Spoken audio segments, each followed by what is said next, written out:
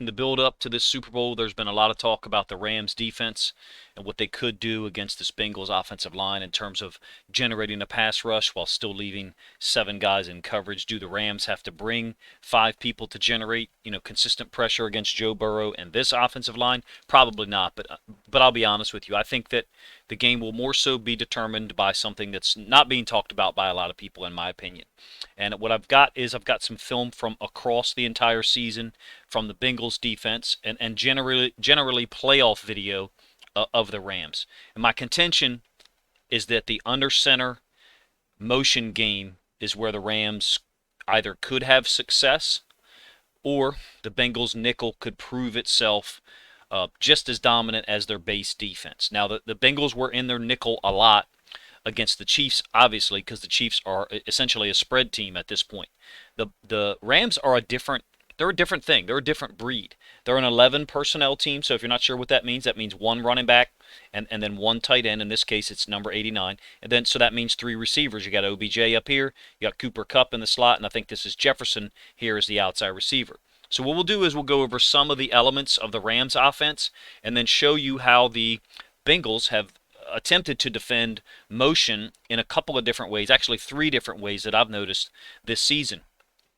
And also one of my contentions from the Chiefs game is that the Chiefs offense was static.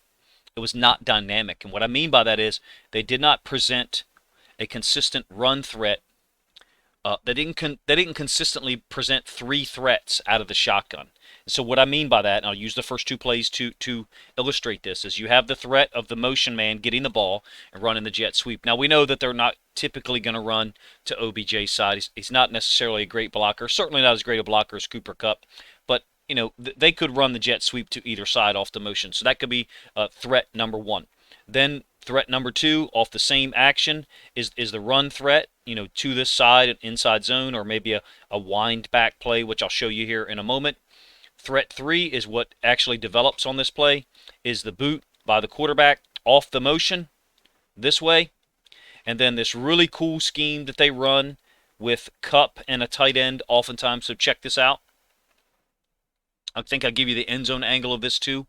What you get is we used to call it Jill ISO in a scheme that I was used to. Jill meaning the wing is going to insert into the C gap and lead up on someone, and then the tight end is going to step out to the DN. We would call that Jill, and then conversely, Jack would be the tight end leading up, and then the wing trying to scoop out this DN, which of course is not a good matchup for the offense. So in any case, you get this insert that looks like a run action to these guys on this side, because you're getting the tight end stepping to the D end, and then you're getting Kupps inserting inside. Now this guy's looking in the backfield, so he's going to see that the football is not in the quarterback's hands, but he's late. Look at him. That's the nickel. Let's go back and look where we are here. This is the nickel. So here's their one corner. Here's another corner. 2 safeties. All right. You got 2 inside backers. They're both very good. 4 D linemen. So this is a 4-2-5. 4 D linemen, 2 inside backers, and then 1, 2, 3, 4, and then this is the nickel. Now, am I saying that he should be on the tight end? I don't know. I don't know what the coverage is that they got called, but nobody covers the tight end because the tight end gives a run block, so everybody reads run. At least the nickel does, and like I showed you from the end zone angle before, this nickel ends up inserting himself into this open gap. He's clearly reading run. He thinks it's run. So he's reading that scheme, that Jill ISO scheme, and it's wide open. Let's watch it. The Titans run it against the Bengals with no motion. Similar formation, not exactly the same because you don't get this motion going across. One of the things that you notice if you watch the Titans film versus the Chiefs film, the Bengals were way better at defending the run out of their base defense than they were in the nickel. The Chiefs ran for 5.8 yards per carry in the AFC Championship game, primarily out of the gun. But their big play was one that I think you're going to see the Rams run in the Super Bowl, and I think you're going to see them run it early. So you can see the elements of this play. There aren't 3 threats here. There's 2.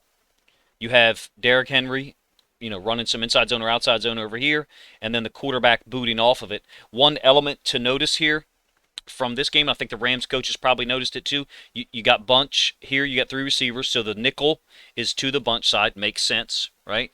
So what's going to happen when the Rams motion here? There has to be some type of secondary adjustment from these guys over here. The Bengals have done numerous things this year. One thing they have done is roll the corner up to play hard and then get this safety deep, get him some depth. Now, this is a red zone, so maybe they wouldn't do that option. Another thing they've done is keep these guys exactly where they are and run the inside backer out.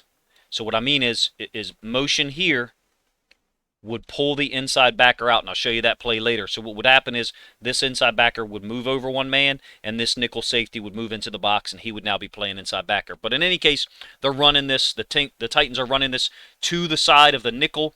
A.J. Brown does this little China out. Some people call it whip route, whatever you want to call it, and gets open for a short gain down in the red zone. So here's going to be the Bengals in their base defense out of a one-high look.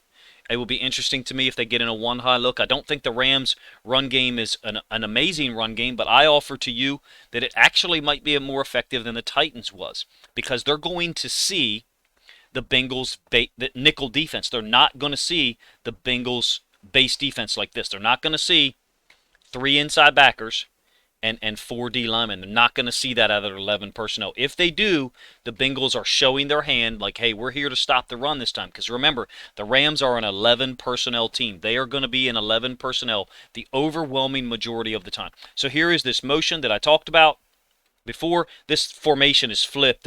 The first 2 plays by the Rams, the receiver was to the top side, and the 3 receivers was down here. Now this is flipped, okay?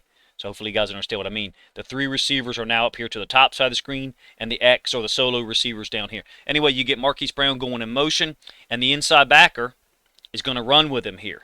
He's going to run with him when Brown turns this into a wheel up the sideline. And Brown is open. Now, I'm not saying that that's how the Rams are going to beat them. I'm just illustrating to you how the Bengals have played motion. Because what they don't want to do, the Bengals do not want to do is roll a safety down and then roll another safety back. They do not want to play cover 3 against motion. I'm not sure why that is, but they don't want to. So you can see here you got an inside linebacker running with a receiver in motion. You may see this from the Rams if they think they're going to get, if they get this one high look with the strong safety Bates rolled into the box, which they think could be man-free or could be cover 3, but generally this guy's not going to play the flats being an inside backer. But if they get this look, they may check to a play like this where they motion across, see if the inside backer goes with them, try to run that wheel. I don't think they want to cover Cooper Kupp that way. Same play, end zone angle, so you see the linebackers moving over. So right now, before the ball is snapped, 55 has the A gap, 57 has this B gap. But before the motion, 59, the Will could play this B gap. 57, who's technically the Mike here, I think is Pratt, could be an A-gap player. 55 doesn't really have a gap. What the Bengals do a lot of times against a tight end, even though Pat Ricard is a fullback in the Pro Bowl, he is considered a tight end in this formation. He's attached to the tackle. They like to line up in what's called a 6 technique, they being the Bengals. Head up, 6 technique. Some people call it a 6-eye, whatever. What it does is it makes it on run plays to the side, it makes it impossible to go block this guy and do anything with number 96. It basically gives you a force player outside and a guy to run the alley. I guess they could block him with Andrews or the receiver, but certainly not after they motion. So it makes it difficult to block the front side inside linebacker. And you see that they've covered the motion man with the inside backer, so that they have one less player, in between the hashes or the hook curl areas, and the Ravens get a nice completion. But that's not the point of this video. All right, so let's look at some of the stuff the Rams do.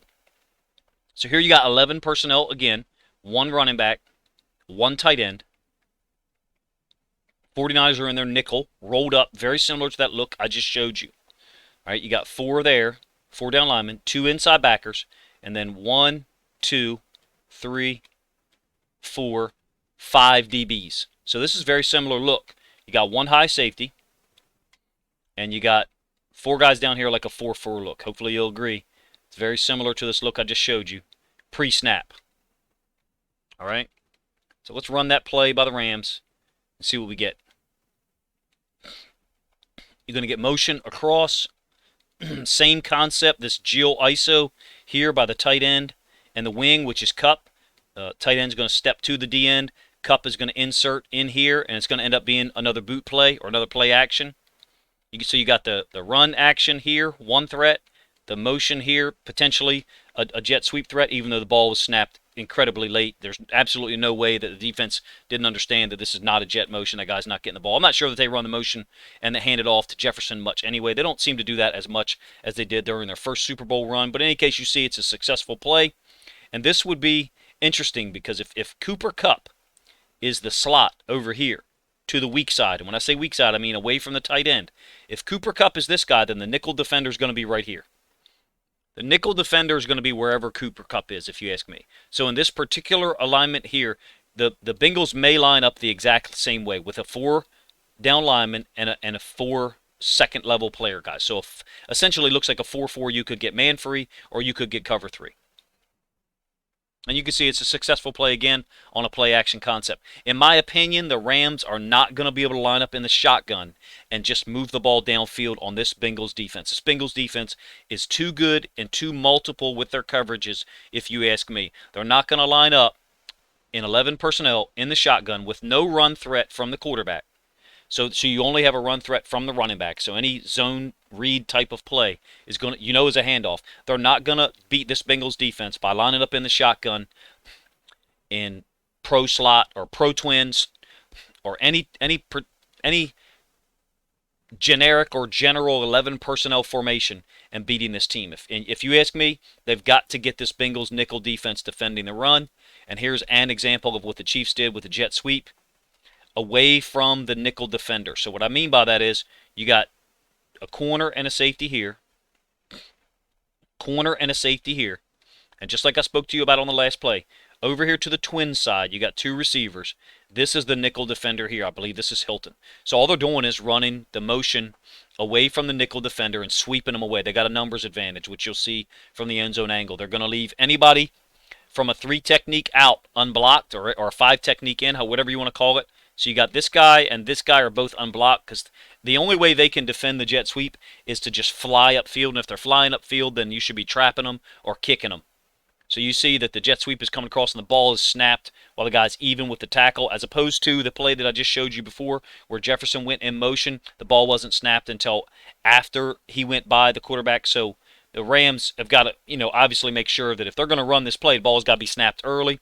Bengals defense is going to have to roll on. At some point, they're going to force the Bengals defense to roll, and the Bengals do not want to do that. And what I mean by roll is this: that what the Bengals like to do is walk the nickel in the box and let him play B gap. So that's the gap between the left tackle and the left guard. And then they want to walk this inside backer over and have him play A gap. Just like I showed you against the Ravens earlier in the year, they like to take the inside backer and run him out. They've done it more than just that play against the Ravens, just so you know. At some point, they're going to have to roll a guy up, which they have done, and then sit somebody else in the flats, roll to cover 3. They're going to have to do it. If they don't, I think they're going to get beat by the run game and the play-action boot game. That's just my opinion. I shouldn't say get beat. I think they'll be more susceptible to that is what I should say, because they've been a great defense during the playoffs. Look, in case you don't know, if you don't follow me on Twitter, in the playoffs, the 3 playoff games, in the second half, this Bengals defense has given up 19 points. And I believe that's on 16 possessions. Let me say that again.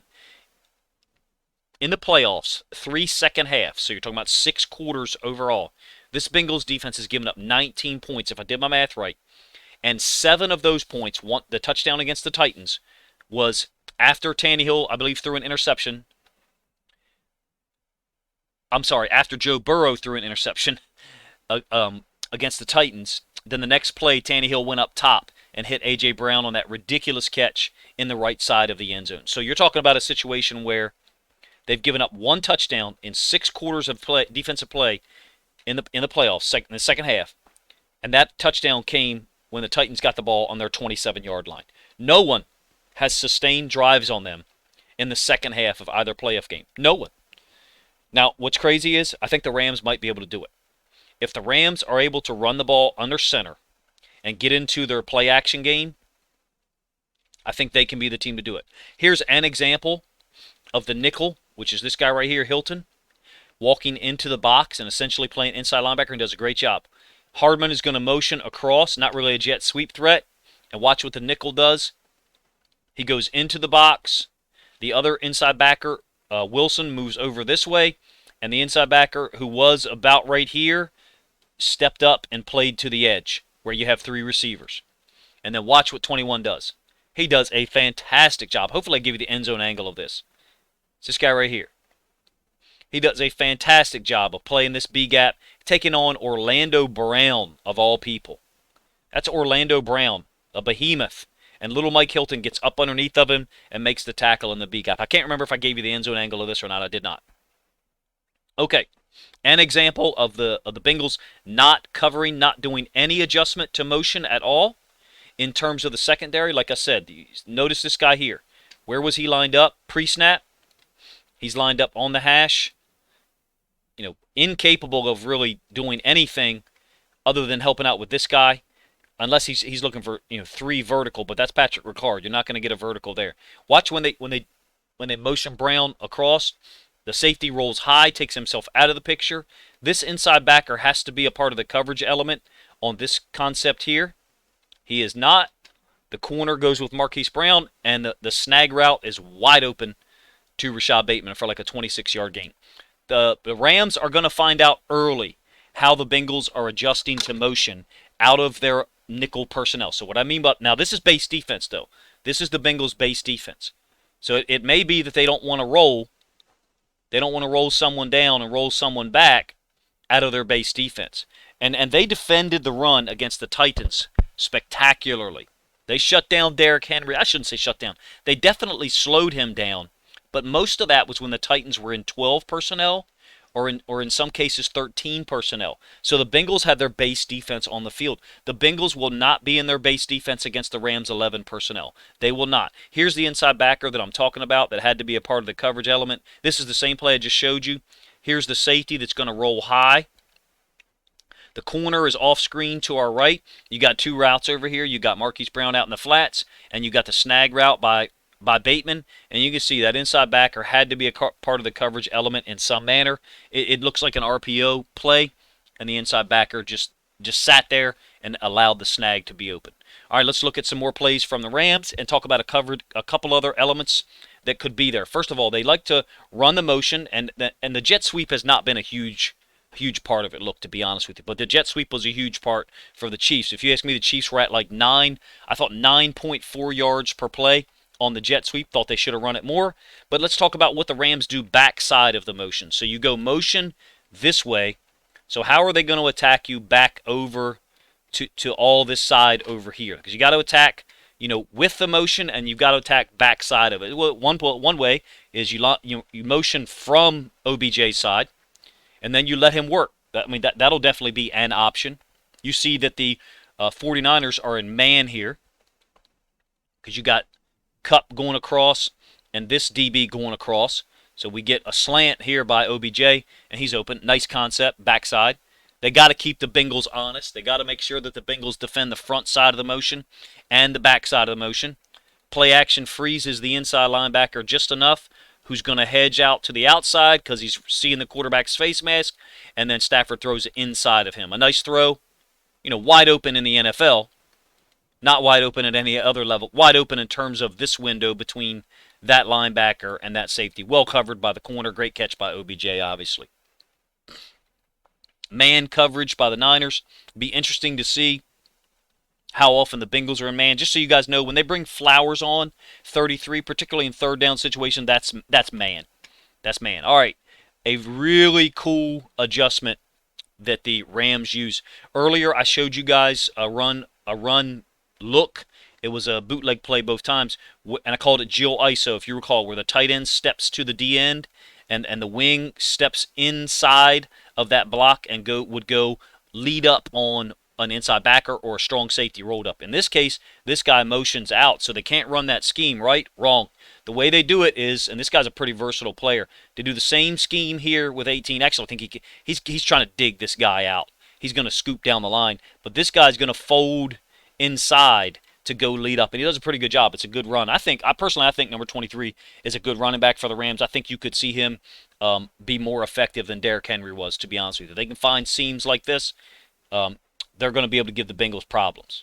Do I think they're going to run the ball for 140, 150 against the Bengals? No, but I think they can threaten them enough to open up some passing lanes. You're going to see this tight end dig trying to dig out this defensive end, and this guy, number 18, like I said, is going to insert into that open space because there's going to be a down block by this tackle. So these two guys are trying to open up a lane here.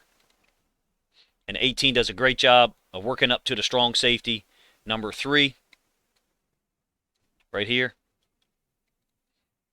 Cool concept. It's the same thing I just showed you earlier, a Geo ISO, except the slot or the wing is coming from the other side. All right, motion again by Jefferson from the tight end side. Okay, this time you got Cooper Kupp here, and he's further away from the tackle than that last play that I just showed you. So I'm talking about this guy. Look, you got Jefferson motioning from the tight end side. All right, I showed you this play from the all-22 and from the end zone. Look how close this slot, number 18, is. Look how close his feet are to the left tackle's feet. That allows him to scrape under the line and get there to block this safety, get a hat on him, and then 23 is able to scoot through. But check, so this play can't be run here. Why? Because Cooper Kupp is lined up so far away from the tackle. He's obviously not going to be able to insert back into the C gap on the other side. But they can attack you to the back side of the motion. They can attack you to the motion. Great block by Cooper Kupp on this D end, which is the reason why he was lined up this wide. Look at his feet compared to the outside foot of the D end. He had, let me try to get a straight line for the angle of the camera. So he's out leveraged that D end by 1 yard maybe. So he's able to crack him. So the left tackle doesn't have to worry about that D end. Not many receivers are going to be able to crack a physical, badass NFL D end like this. Cooper Kupp is one of them. And the tackle's able to release up to the inside linebacker. And the guy who went in motion is now able to lead. So they can attack back, the motion's going this way. They can attack backside of the motion. I showed you the slant to OBJ or a bootleg concept, and they can attack you with the motion. There was a toss play. I'm very interested to see how the Bengals in their nickel defend this stuff because, look, out of your nickel, you have to be in a 3 technique here. Generally, you have to be in a shade 1 technique here. Now, in this case, the 49ers are in like what's called a split 40 look. They're in 2 3s. Like this. They're basically leaving this A-gap unprotected in terms of alignment. Someone's assigned to it. It's either 54 or 57. But in any case, you can see it's a cool scheme by the Rams. You got a crack down here. This tackle is able to release up to this inside linebacker who's obviously going to flow when he sees the ball and the running back go that way. Nice blocking scheme, and then the running back's able to cut it back up in here for a nice gain. So that's with the motion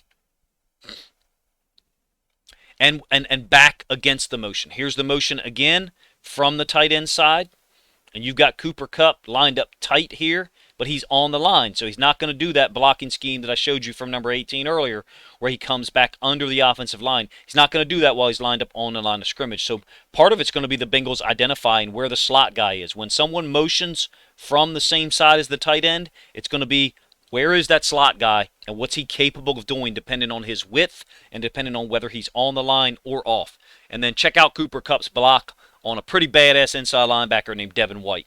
Get a great view of it from the end zone angle.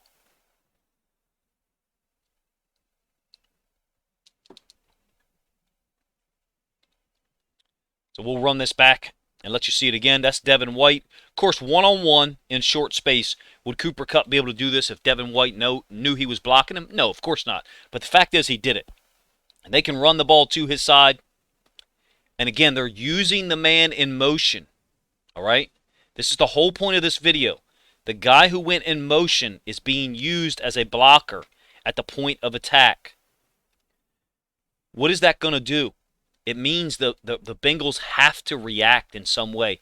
Now, in this case, OBJ is cross-running this, which is pretty unique. I think they're believing that the Bucs are in man, and so they're running him across. They're pulling this defender away from the play. So this guy here is attached to OBJ. When OBJ goes under here, this DB goes with him, and he could have been a potential run defender post-snap. So there's no one over here to block. There's no one over here to force the play inside at all.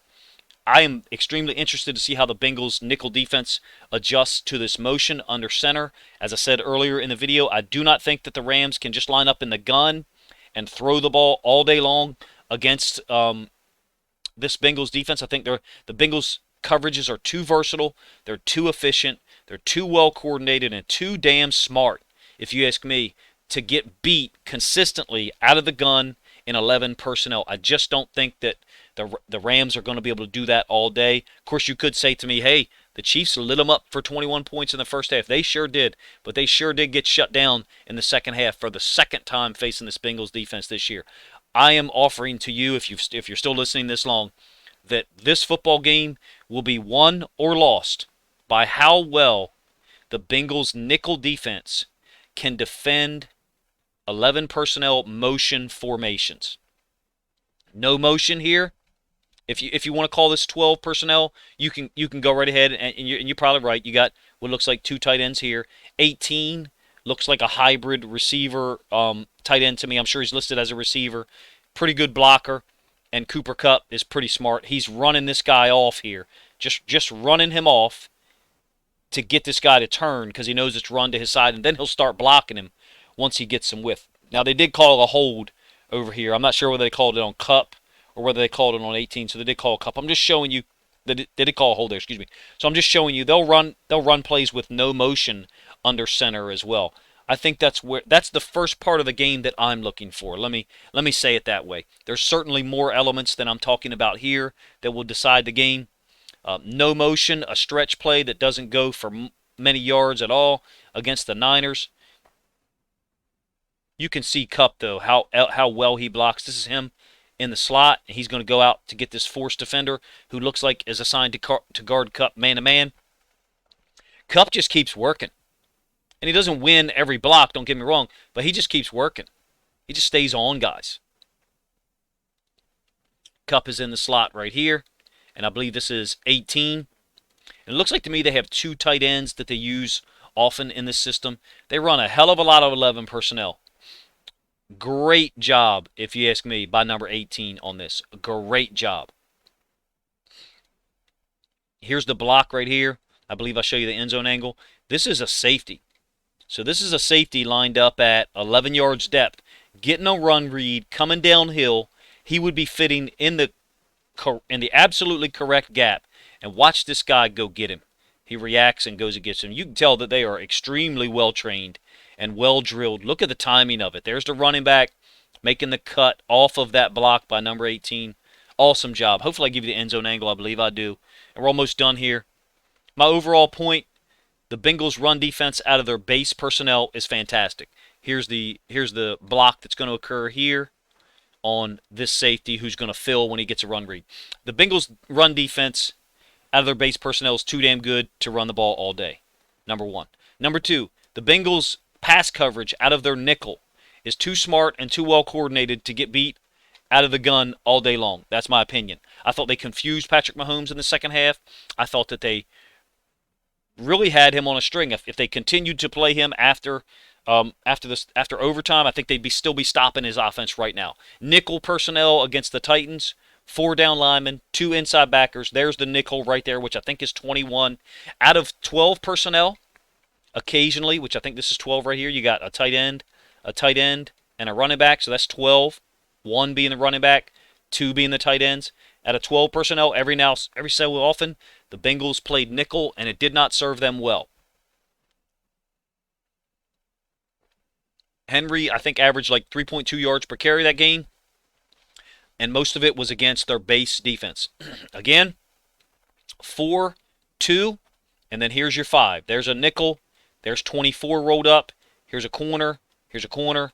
Here's a free safety, which is Bates. So you see what I mean when I say 4 being your down linemen, 2 being your inside backers, and then 5 being your DBs. Out of their 4-2-5, the Bengals are either going to win or lose the Super Bowl based on whether they can stop the motion game, the motion run game, and the motion boot game. Sean McVay is a genius at how he's designed this offense. This is going to be Foreman on stretch under center, which is a concept that the Rams run. And he really gashed the Bengals, if you ask me. If the Titans had given the ball to Foreman more and the Bengals had stayed in their nickel more, you might be talking about the Titans playing the Super Bowl right now, or the Chiefs, for that matter. Let me know what you guys think of some of these contentions and some of my thoughts. I suspect that we're going to see the 4-2-5 almost at all times. This is actually the Bengals nickel look, like I said, if I misspoke earlier. There's 24, who's a hell of a player, and there's their nickel. So if I misspoke earlier, this is actually their 4-2-5. And you can see the cutback that occurs after Jermaine Pratt gets pancaked to number 57. And he's a good football player, so I don't mean to denigrate him, but he got rocked here. If this is the look that they give the Rams, I think the Rams are going to be able to run their offense. Are they going to be able to score 30-plus points? Maybe not, but they might be able to score enough to where they can win this football game by 7, 10, or 13 points, because the Bengals' offense hasn't done a ton consistently in the playoffs either. Let me know what you guys think of the video, what you think of some of my thoughts here. If there's any elements that I missed in talking about the Bengals' nickel defense defending the Rams' 11 personnel motion game when the Rams are under center. None of this video is intended to predict who I think the winner will be. What I'm saying is I think the winner of the game will be decided upon how well the Bengals can defend the run and the pass against the Rams' under center 11 personnel game when they're using motion.